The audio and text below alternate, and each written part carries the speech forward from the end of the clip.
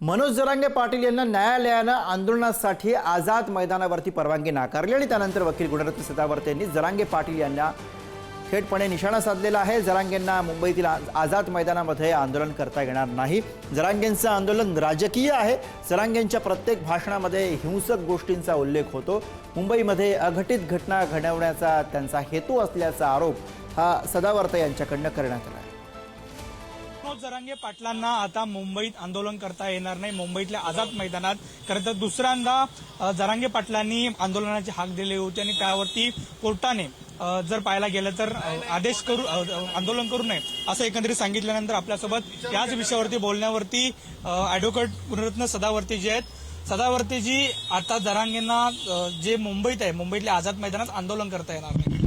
बरोबर आहे, कारण कायद्यापेक्षा कोणी मोठं नाही आणि जरंगेचं दोन्ही मागणी म्हणजे ज्या मागणीसाठी जरंगे येतोय ती मागणी भारतात कोणाचंही सरकार असो, इतर राज्यांमध्ये सुद्धा कुठेच ही मागणी मान्य होऊ शकत नाही। जरंगेचं जे दिखावा आहे तो आंदोलन आहे आणि जरंगेचा जो आत्मा आहे तो राजकारण आहे आणि जरंगे कुणासाठी तरी टूल, आपण टायरच्या खाली डिमरा लावतो, डिमरा अशा प्रकारचं म्हणजे हेतून जर एखादं राजकारण असेल तर ते राजकारण टिकत नाही असं माझं डंकेकी चोटपे म्हणणं आहे। मात्र हे जरी असलं, कोर्टाने आता जे निर्देश आहेत ते दिलेले आहेत, मात्र जर पाहायला गेलं तर जरांगे आता बोलतात की आम्ही मुंबईतल्या आझाद मैदानात येणार, आंदोलन करणार, ते अजूनही आंदोलनावरती ठाम आहे। बघा, कायदा आपली प्रक्रिया पूर्ण करेल। काल आम्ही रितसर तक्रार दिलेली आहे, पोलिसांनी FIR दाखल करावं लागेल। जर न्यायालयाचं जर जरंगे ऐकत नसेल तर जरंगेला प्रसंगी अटक करावं लागेल आणि जरंगेनी लक्षात ठेवावं, कायदा कोणापेक्षा मोठा नसतो। कानून के हाथ लंबे होते हैं और जब कोर्ट बुलाता है तो कोर्ट के सामने झुकना पड़ता है। जरंगे की कानून के सामने जो भी गैर कानूनन कुछ करने की कोशिश है वो कामयाब नहीं हो सकती, क्योंकि देश में भारत के संविधान का कानून है।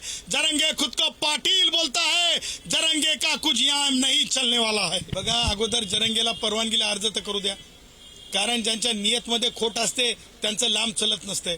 राजकारण त्यांचं पितळ आहे।